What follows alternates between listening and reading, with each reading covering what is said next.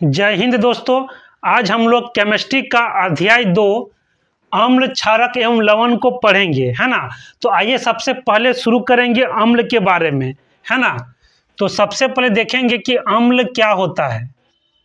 अम्ल, तो देखिए, जो पदार्थ खाने में आपको खट्टा लगे तो समझिए कि वो क्या है, अम्ल है ना। यानी अम्ल क्या होता है, स्वाद में खट्टे होते हैं, ठीक है। यानी वैसे पदार्थ जो स्वाद में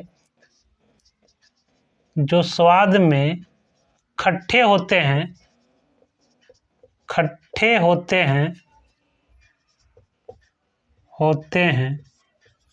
उसे अम्ल कहते हैं, ठीक है। अब हम लोग बात करेंगे अम्ल के प्रकार, ठीक है। अम्ल के प्रकार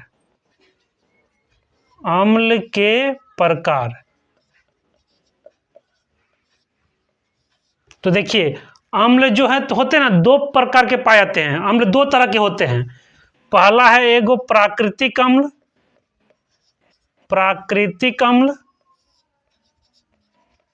ठीक है। ये जो प्राकृतिक अम्ल जो है ना, ये हमें प्रकृति से प्राप्त होते हैं, है ना। ये कहाँ से प्राप्त होते हैं, प्रकृति से। यानी प्रकृति से प्राप्त अम्ल को प्राकृतिक अम्ल कहते हैं, है ना। इससे कार्बनिक अम्ल भी कहा जाता है, कार्बनिक अम्ल भी इसे कहा जाता है, ठीक है। तो आपको समझ में आ गया होगा प्राकृतिक अम्ल क्या होता है। अब सेकंड है आपका खनिज अम्ल, है ना। वैसे अम्ल जो खनिजों से प्राप्त किए जाते हैं उसको बोला जाता है क्या, खनिज अम्ल। ये कहाँ से प्राप्त होता है, खनिज से, है ना। इसे आप अकार्बनिक अम्ल भी इसे आप कह सकते हैं, ठीक है। इसे क्या कह सकते हैं, अकार्बनिक अम्ल, है ना। इसे आप संश्लेषित अम्ल भी बोल सकते हैं, संश्लेषित अम्ल। क्योंकि ये अम्ल जो होते हैं ना, वो इंसानों के द्वारा तैयार किए जाते हैं, ठीक है। तो आपको समझ में आ गया होगा कि अम्ल क्या होते हैं और अम्ल के प्रकार। अब स्टूडेंट, हम लोग प्राकृतिक अम्ल का कुछ उदाहरण लेते हैं। ये सब प्राकृतिक अम्ल है, ठीक है। ये सबको खाने से आपको खट्टा लगता है क्योंकि इसमें अम्ल पाए जाते हैं। अब हम लोग देखेंगे कि कौन सा पदार्थ में कौन सा अम्ल पाया जाता है। तो देखिए, सिरका में कौन सा अम्ल उपस्थित होता है, एसिटिक अम्ल। संतरा और नींबू में कौन सा अम्ल पाया जाता है, सिट्रिक अम्ल। इमली में आपका टार्टरिक अम्ल। टमाटर में ऑक्सैलिक अम्ल। दही में लैक्टिक अम्ल। ये दही आपका खट्टा दही है, ठीक है। चींटी का डंक, चींटी जब आपको डंक मारती है तो कौन सा अम्ल चला जाता है, मेथेनॉल।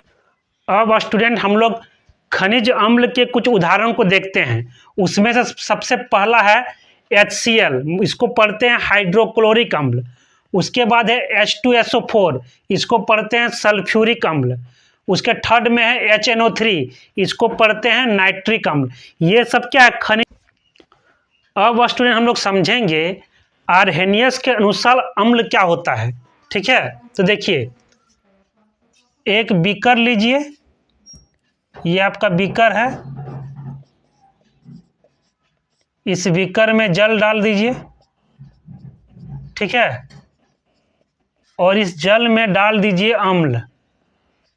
क्या डाल दीजिए, अम्ल, है ना। तो इस विलयन को बोलते हैं जलीय विलयन।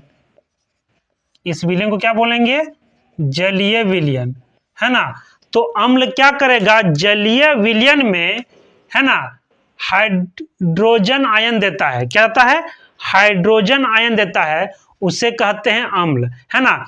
यानी अम्ल जो होता है ना, वो जलीय विलयन में हाइड्रोजन आयन देता है, ठीक है। जैसे में है हाइड्रोक्लोरिक अम्ल, सल्फ्यूरिक अम्ल, नाइट्रिक अम्ल आदि, ठीक है। अब देखिए कि ये सब अम्ल को जल में डालेंगे तो हाइड्रोजन आयन कैसे देता है, उस चीज को हम लोग समझेंगे। तो देखिए, सबसे पहले शुरू करते हैं हाइड्रोक्लोरिक अम्ल। इस हाइड्रोक्लोरिक अम्ल को जल में डाल दीजिए, है ना। तो ये जल क्या करेगा, हाइड्रोक्लोरिक अम्ल को हाइड्रोजन आयन और क्लोराइड आयन में उसको तोड़ देगा, ठीक है। यानी ये क्या करेगा, H+ आयन और Cl- आयन में इसको तोड़ देगा। तो देखिए, इसको पढ़ते हैं हाइड्रोजन आयन, ठीक है। तो हाइड्रोजन आयन जो है ना, वो अकेला रह नहीं सकता है, माने स्वतंत्र अवस्था में वो रह नहीं सकता है। तो ये क्या करेगा, ये जल के साथ अभिक्रिया करके हाइड्रोनियम आयन बनाएगा। क्या बनाएगा, हाइड्रोनियम आयन। ये जो आपका हाइड्रोजन आयन है, ये फिर जल के साथ अभिक्रिया करके क्या बनाएगा, H3O+। इसको पढ़ते हैं हाइड्रोनियम, हाइड्रोनियम आयन, ठीक है। चलिए अब सेकंड के बारे में बात करते हैं, सल्फ्यूरिक अम्ल। इस सल्फ्यूरिक अम्ल को जल में डाल दीजिए। ये क्या करेगा, सल्फ्यूरिक अम्ल को हाइड्रोजन आयन और सल्फेट आयन में इसको तोड़ देगा, ठीक है। ये हाइड्रोजन आयन फिर क्या करेगा, इस जल के साथ अभिक्रिया करके बनाएगा हाइड्रोनियम आयन, ठीक है। अब थर्ड कौन है, नाइट्रिक अम्ल। इस नाइट्रिक अम्ल को जल में डाल दीजिए। तो ये क्या करेगा, हाइड्रोजन और नाइट्रेट आयन में उसको तोड़ देगा, ठीक है। हाइड्रोजन आयन फिर क्या करेगा, जल के साथ अभिक्रिया करके बना देगा हाइड्रोनियम आयन, ठीक है। यानी अम्ल जो है ना, उसको जब जल में डालते हैं, है ना, तो या तो वो हाइड्रोजन आयन देगा या हाइड्रोनियम आयन देगा, है ना। उससे कहा जाता है क्या, अम्ल, ठीक है। अब स्टूडेंट हम लोग ये समझेंगे कि इसमें से कौन सा तरीका सही है और कौन सा तरीका गलत है ना। इसमें हो क्या रहा है, इस अम्ल को हम लोग डाल रहे हैं कहाँ, जल में, है ना। और यहाँ पर इसका उल्टा कर रहे हैं, यहाँ जल को डाल रहे हैं कहाँ, अम्ल में, है ना। तो ये आपका सही तरीका है, ये आपका गलत तरीका है ना।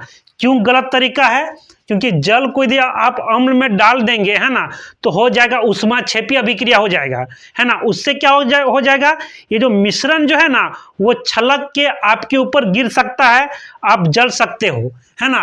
और उष्माक्षेपी अभिक्रिया होने के कारण, है ना, इसमें इतना उष्मा उत्पन्न होती है कि ये जो बीकर है ना, ये टूट सकता है। इसलिए कभी भी जल को अम्ल में डालना नहीं चाहिए।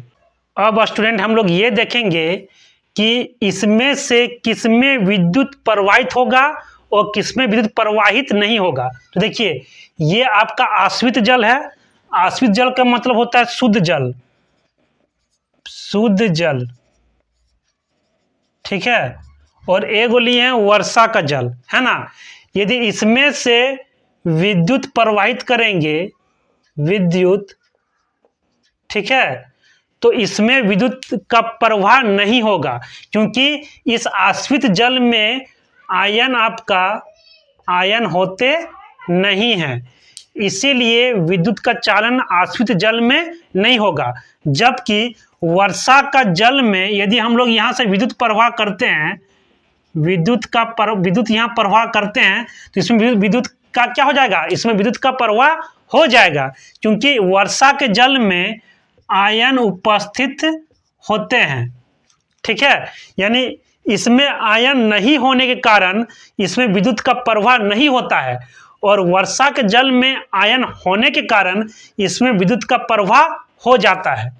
अब आइए समझते हैं कि वर्षा के जल में आयन मौजूद कैसे होते हैं। तो देखिए, जब वर्षा होती है तो क्या होता है, जब वर्षा हो रही है ना, पानी जब गिर रहा है ना, तो पृथ्वी का वायुमंडल में जो कार्बन डाइऑक्साइड है, ये क्या करेगा, जल के साथ अभिक्रिया करके, है ना, आपका कार्बोनिक अम्ल बनाएगा। क्या बनेगा, कार्बोनिक अम्ल, कार्बोनिक अम्ल बनाता है, ठीक है। और इस कार्बोनिक अम्ल को जल क्या करता है, उसको आयन में, हाइड्रोजन आयन और कार्बोनेट आयन में उसको तोड़ देता है। यानी देखिए यहाँ पर, यानी वर्षा के जल में आयन मौजूद होते हैं, है ना, आयन वहाँ उपस्थित होता है, इसलिए वर्षा के जल में करंट का प्रवाह हो जाता है। आइए स्टूडेंट हम लोग और एक चीज को समझते हैं। देखिए अम्ल को जल में मिलाना चाहिए, ये तो सही बात है ना। तो इस विलयन को बोलते हैं जलीय विलयन। क्या पढ़ते हैं इसको? जलीय विलयन। और जलीय विलयन में अम्ल क्या देता है? हाइड्रोजन आयन देता है, ठीक है, उसको कहा जाता है अम्ल, ठीक है। अब थोड़ा गौर कीजिए, यदि इस जल को हटा दें, इस जल को हटा दें तो क्या अम्ल हाइड्रोजन आयन दे पाएगा? तो इसका उत्तर है नहीं। यानी अम्ल जो है हाइड्रोजन आयन तभी दे पाएगा जब जल रहेगा तब, है ना। यानी अम्ल अपना अम्लीय गुण तभी दर्शाता है, कब? जब जल उपस्थित रहेगा तब। यानी जल की अनुपस्थिति में अम्ल अपना अम्लीय गुण दिखा पाता नहीं। आइए स्टूडेंट अब हम लोग समझते हैं प्रबल अम्ल और दुर्बल अम्ल क्या होता है। तो देखिए, आइए सबसे पहले समझते हैं प्रबल अम्ल। तो देखिए अम्ल को जल में डालेंगे, है ना, तो हमको क्या देगा? Hydrogen ion. क्या देगा? Hydrogen ion. यदि हाइड्रोजन आयन अधिक मात्रा में उत्पन्न हो रहा है, निकल रहा है, तो समझ जाइए वो कौन सा अम्ल है? प्रबल अम्ल, है ना। प्रबल अम्ल में क्या होता है? हाइड्रोजन आयन अधिक मात्रा में उत्पन्न होता है, ठीक है। जैसे में आपका है हाइड्रोक्लोरिक अम्ल, सल्फ्यूरिक अम्ल और नाइट्रिक अम्ल, ठीक है, आदि, है ना। ये सब जो अम्ल है ना, उसको यदि जल में आप डालते हो तो ये अधिक मात्रा में हाइड्रोजन आयन उत्पन्न करता है, ठीक है। अब इसका उल्टा हो जाएगा किसमें? दुर्बल अम्ल में। दुर्बल अम्ल में होता क्या है? अम्ल को जल में डालोगे, है ना, तो ये हाइड्रोजन आयन जो है ना वो कम मात्रा में उत्पन्न करता है, कम मात्रा में निकलता है, उसको बोलते हैं दुर्बल अम्ल, ठीक है। दुर्बल अम्ल में क्या होता है? हाइड्रोजन आयन कम मात्रा में उत्पन्न होता है। जैसे में है आपका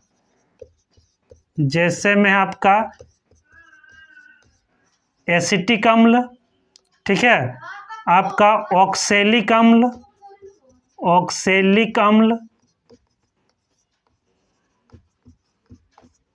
सिट्रिक अम्ल, ठीक है। ये सब अम्ल जो है ना, ये सब कौन सा अम्ल है? ये सब दुर्बल अम्ल है, क्योंकि इसको जल में आप डालोगे तो हाइड्रोजन आयन कम मात्रा में निकलता है।